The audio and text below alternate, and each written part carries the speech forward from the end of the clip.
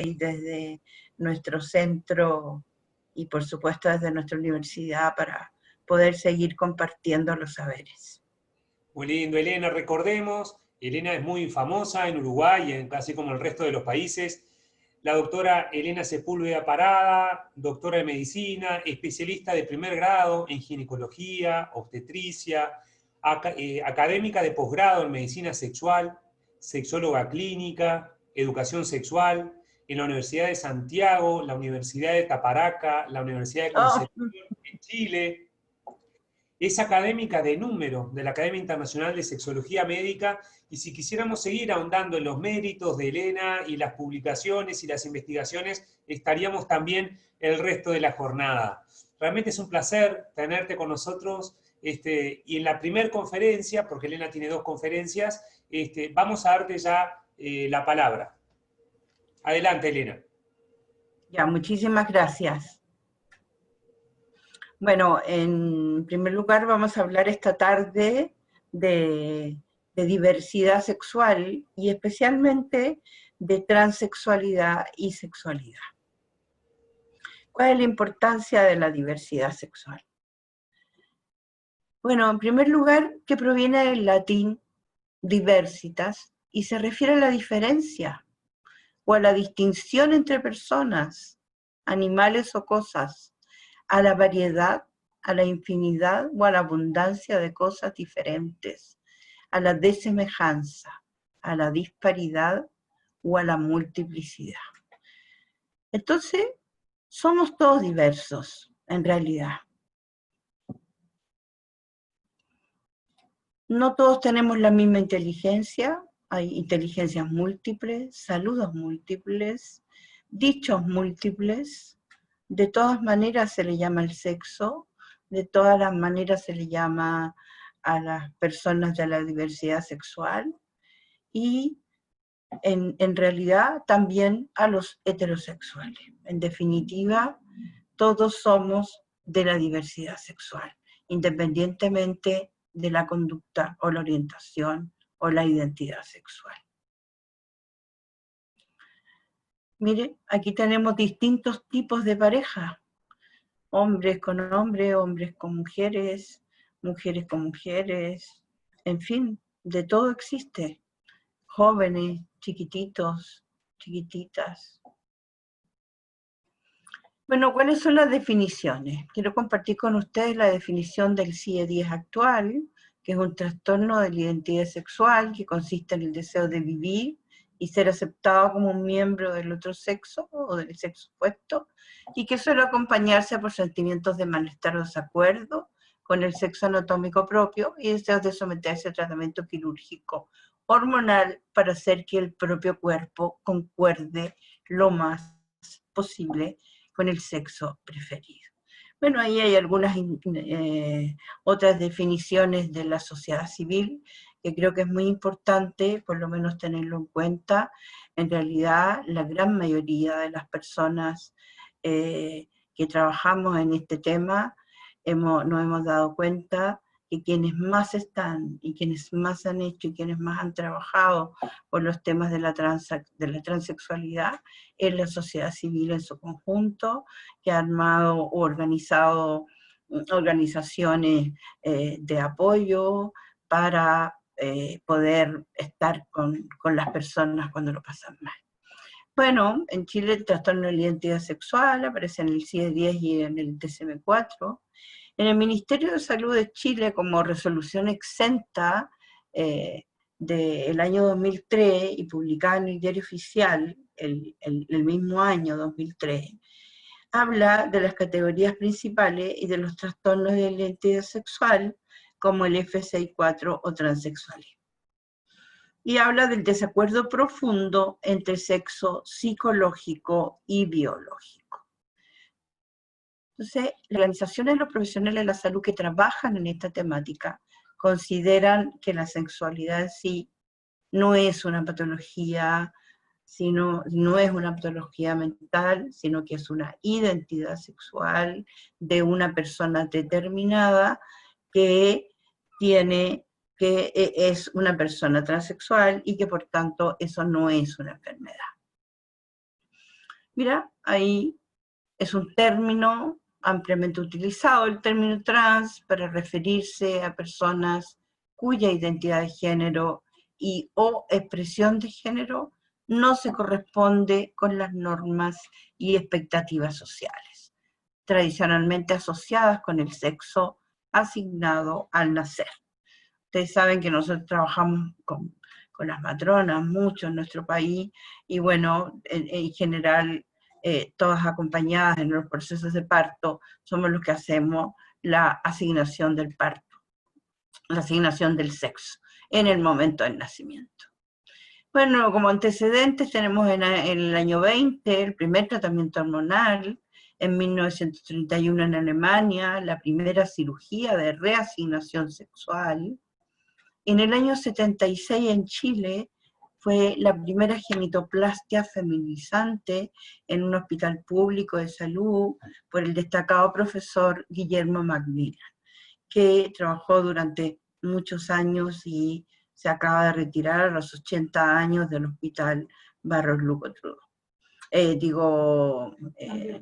Van Buren. A la fecha se han realizado muchas genitoplastia, alrededor de 200 a personas trans en este hospital. Actualmente no se realizan más de 10 y hay una lista de espera más o menos gigante de 3 o 4 años. ¿Cuáles son las necesidades generales de las personas trans? En primer lugar, la atención primaria básica, que está incluida la salud sexual, que tome en cuenta la diversidad de las identidades de género, las expresiones de género, la anatomía, la sexualidad y las prácticas sexuales que se encuentran en esta población, porque no tienen prácticas sexuales iguales que las personas heterosexuales o que las personas homosexuales. Ahora, también tienen necesidades específicas. Hay una asistencia para concretar la identidad de género de una persona, incluyendo las intervenciones médicas para feminizar o masculinizar el cuerpo. Bueno, esta foto tan famosa, ¿no?, de un museo donde aparece toda vestida de mujer, sin embargo, con un pene erecto, una persona trans.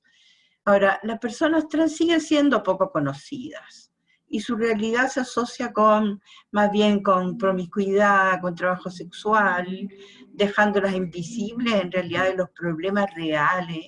Hay una exclusión sexual y una marginación.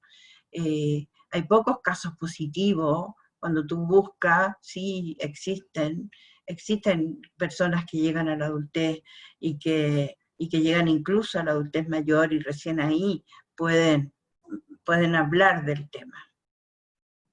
Muchas veces hay rechazo familiar, hay pérdida de amistad, de las relaciones afectivas, que eso se le ha llamado transfobia, hay discriminación escolar desde pequeñitos, hay impedimentos legales, económicos, persecución y, como siempre, hay violencia.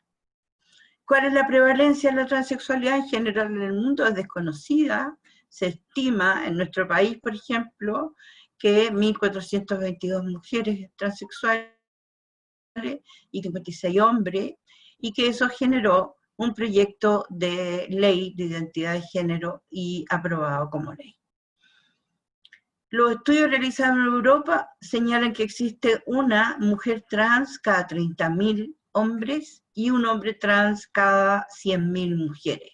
Eso aparece en el DSM-4.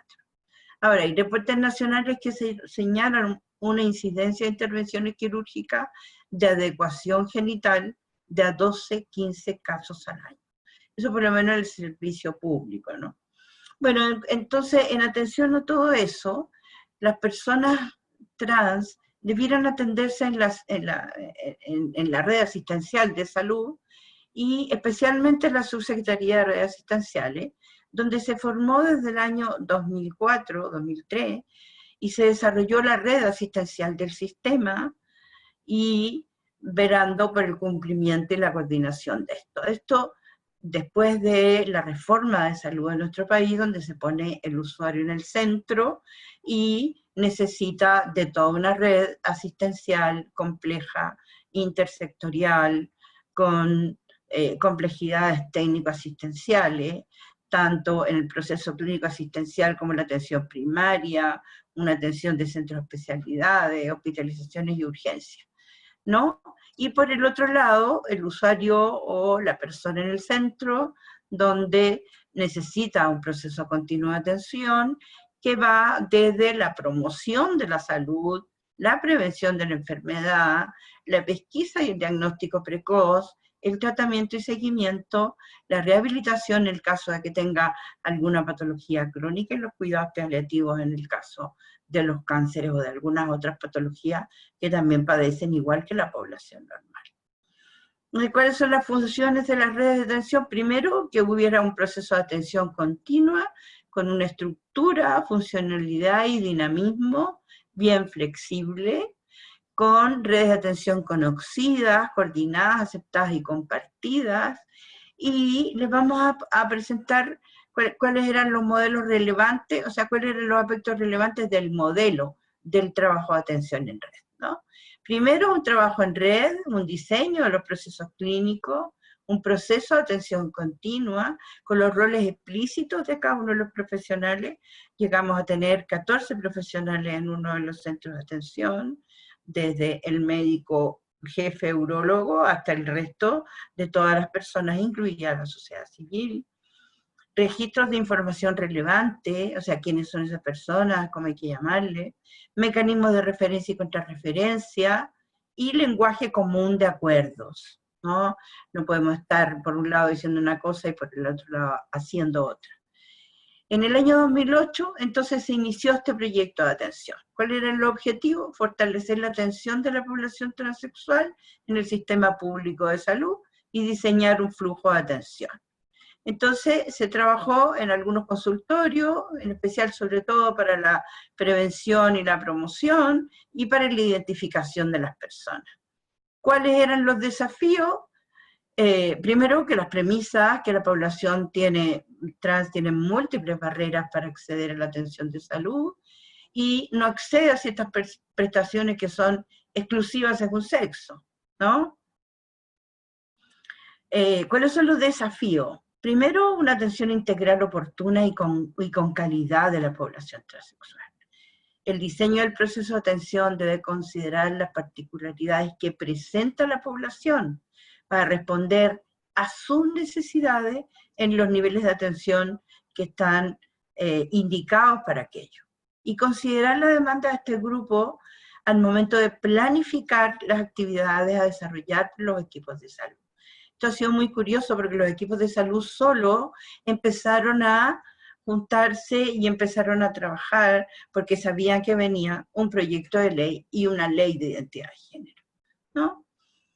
¿Qué motivó el proyecto de ley? Todo lo que hemos dicho anteriormente, que la identidad de género es una vivencia interna e individual, que se busca el reconocimiento de la identidad de las personas trans sin la autorización de terceros, que es un aspecto fundamental de la autonomía, de la dignidad y la libertad de las personas, que la identidad de género no constituye un trastorno de salud. En este sentido, las personas trans no pueden ser obligadas a someterse a tratamientos ni exámenes médicos, psicológicos, que no quieran.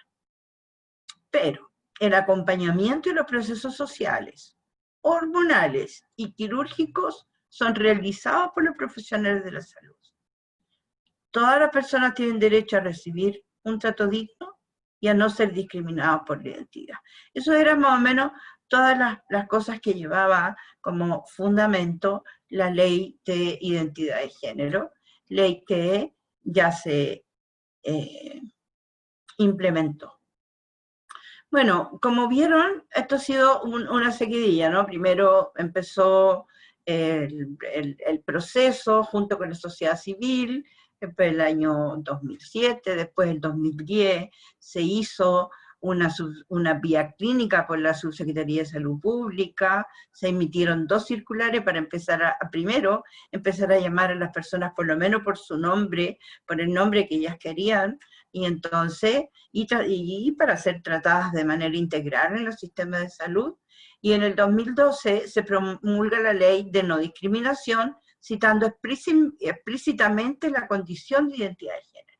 Es decir, tú ponías en la ficha el nombre real que tenía, el nombre que tenía, y afuera el nombre por el que le llamaban, ¿no? El 2012, la dirección de este hospital reconoció y respaldó la cirugía de las personas trans y aceptó pacientes derivados de otras regiones del país. Y allí en realidad lo que empezó a trabajarse fue en la formación de distintos profesionales de la urología y la ginecología del país para que fueran a hacer cursos con el profesor y poder instalarse en distintas ciudades como grandes centros en 4 macro regiones del país. Entonces, bueno, es un derecho humano, no es una enfermedad mental ni una patología, tampoco es una difusión, una disforia de género, es una variante de la diversidad sexual, se suele manifestar desde la infancia, y esto requiere de atención por parte de la familia y del entorno que favorezca el inicio temprano de los procesos de transición social, para que tanto las niñas, los niños y los jóvenes trans vivan y expresen en función de lo que sienten que son y no de lo que se espera de ellas o ellas.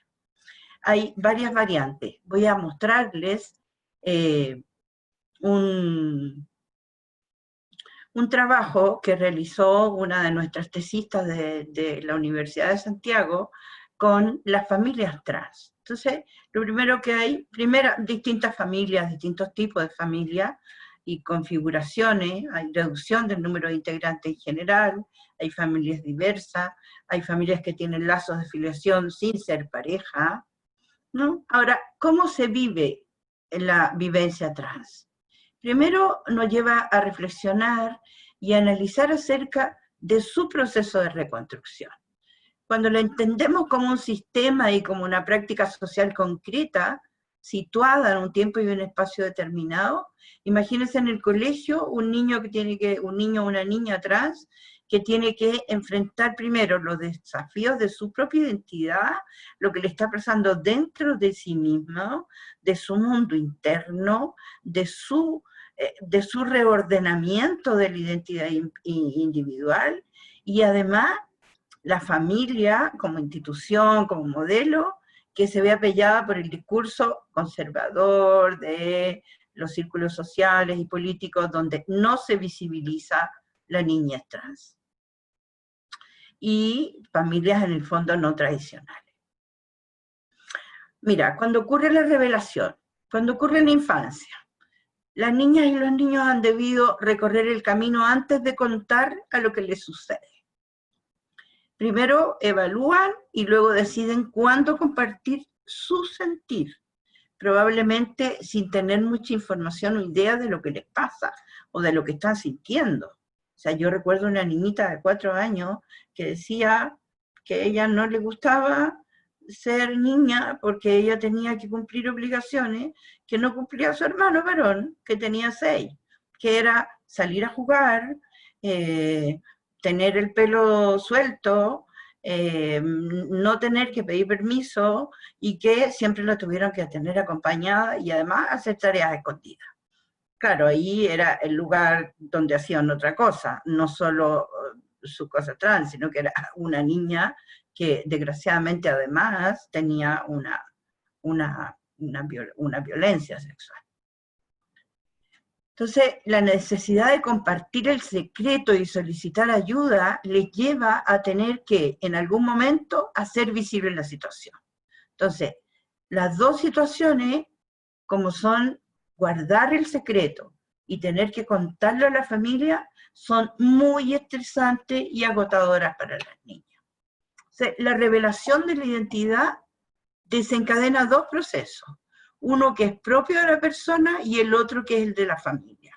Ahora, la familia, ¿qué nos gustaría? Que debiera resolver la aceptación del niño trans y la asimilación de la nueva realidad. En este proceso la familia se tensiona, surge miedo, que es lo que más les da mucho miedo a no sé cómo llamarlo ahora, qué va a pasar, empiezan los mecanismos de defensa, la negación, los sentimientos de culpa, la pérdida del niño que tuvieron, ¿no? Es un momento en que los padres señalan vivir con culpas, miedo y dudas, las preguntas de cómo abordar la situación.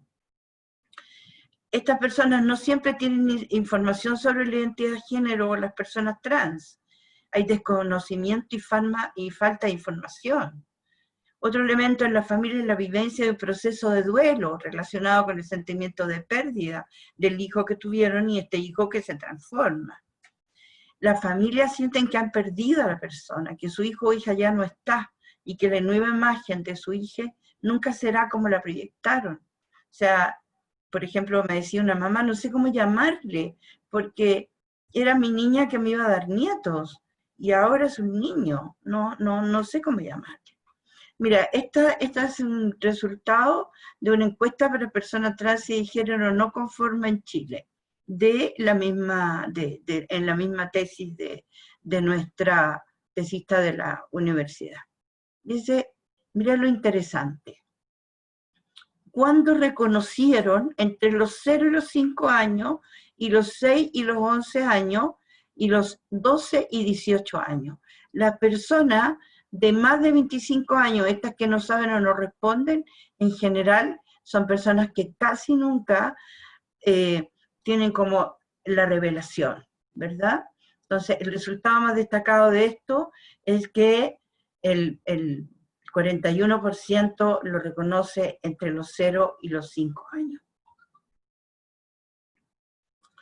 En esta mostramos la edad en que las personas empiezan a vivir su identidad de género y empiezan a vivir su identidad de género alrededor de los 12 y los 18 o los 19 y 25, es decir, entre cuando ya son un poco más grandes, ¿no? En concordancia con lo anterior, un 37% reconoce que empezó a vivir su identidad de género entre los 12 y los 18. Ahora, es muy interesante cómo no solo en la infancia, sino que en la adultez mayor está apareciendo la transexualidad y que es muy violenta, no solo para los niños, sino que también para las personas mayores que se atreven a abrir, digamos, y hacer apertura del proceso. ¿Cuál es el tipo de violencia más frecuente? Bueno, en el entorno familiar. Fíjese que la gran mayoría de lo que ocurre lo ignoran, ¿no? Agresión verbal y lo han rechazado. O sea, todas las acciones no es que son pobrecitos, no, es que ocurre, de verdad que viven expresiones de violencia por la identidad de género, golpes, gritos, acoso, incluso personas que sencillamente las matan, no la misma familia, pero otras personas. Ahora, ¿cuál es el tipo de violencia más frecuente y el familiar que la ejerce? Mire, el padre, la madre, mire la madre aquí. En casi todos los grupos, la madre y los hermanos, ¿no? Entonces, en este cuestionario de la identidad, hay un 97% que ignora. Fíjate cómo en la ignorancia, o sea, lo ignoran el 42% y la agresión sexual, la agresión verbal en un 36% es una violencia que viven durante casi toda su vida, digamos, hasta que pueden ser autovalentes. El intento de suicidio, aquí aparece, el 51%, el 56% trató en algún momento de su vida de suicidarse. Miren las edades, del 1 al 10, del 11 al 15, del 16 al 18, de los 19 a los 24, incluso también los más grandes, ¿no? Cuando se descubren y saben, por ejemplo, o los descubre la esposa, o los descubre algún familiar cercano, muchas veces, independiente del traumatario, cuando son adultos, también hay intentos. Entonces, ¿qué hacer ante todo esto? Creo que lo más importante es la transformación de la sociedad, la transformación de la familia que llega a la que tiene un hijo trans nuevo, ¿verdad? Entonces, por ejemplo, en el poli de salud, ¿qué se hace primero? Una etapa diagnóstica y de acogida, con una evaluación de salud mental, se les confirma o descarta el ingreso al programa, se realizan enlaces con las organizaciones de transexuales de las ciudades determinadas, hay una etapa de acompañamiento y tratamiento transmasculino que lleva un tratamiento endocrinológico con un manejo farmacológico de la testosterona, de la progestágeno en presencia de útero y ovarios. Hay un acompañamiento psicológico transversal durante todo el proceso, y los tipos de cirugía que se realizan son de 3 tipos, y cada una lleva una etapa muy simbólica e importante para los pacientes. Se realizarán mastectomía, histerectomía, oforectomía y cirugía general masculizante si es que la solicitan.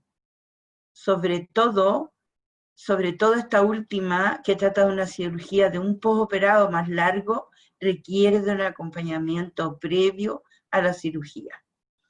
Y la coordinación de estas distintas cirugías con salud mental es sin duda un desafío y requiere de una coordinación de todo el equipo. Y de esto se concluye que se requiere de un tipo de monitoreo para saber en qué etapa está cada persona y poder coordinar el acompañamiento. En la etapa de acompañamiento transmasculino también lleva por el equipo de cirugía de mama, me lleva mastectomía, requiere un control previo con exámenes, preoperatorio, evaluación de salud mental, y así aseguramos que el paciente esté en óptimas condiciones. También lleva cirugía, histerectomía, oforectomía por todo el equipo de ginecología. En la etapa de acompañamiento en transmasculino, cirugía genital masculina por parte del equipo de urología. Hay algunos que están planteando que debieran hacerlo los cirujanos de casi otro tipo de cirujanos, no los urólogos. Etapa de acompañamiento y tratamiento transfemenino y tratamiento endocrinológico. Hay que bloquear la testosterona, aportar estrógeno, bloqueo hormonal. Entonces, por tanto, el acompañamiento es transversal, el acompañamiento psicológico, y en todo momento hay tratamientos quirúrgicos, tratamientos hormonales, seguimiento, acompañamiento durante el tratamiento, posterior a terminado el tratamiento, asesoría para el cambio de género en la célula de la identidad. Ahora, ¿es un problema médico? Sí. Tenemos poco conocimiento acerca de esta temática y han emergido diferentes equipos de salud integral en los hospitales y servicios del país voluntariamente, y frecuentemente existen pacientes trans que consultan el servicio de urgencia por otras patologías que no son de la transexualidad, cualquier otra, y se deben abordar como cualquier otro sin hacer distinciones. Ahora, ¿qué pasa en la consulta? Muchos pueden consultar por problemas sexuales o psicológicos. Existen terapias médico-quirúrgicas que los pacientes solicitan, los cuales tienen riesgos y complicaciones, de los cuales debieran ser informados. Y se debe tener conocimiento base acerca de cómo orientarlo en diferentes decisiones. Y fundamentalmente, no patologizar.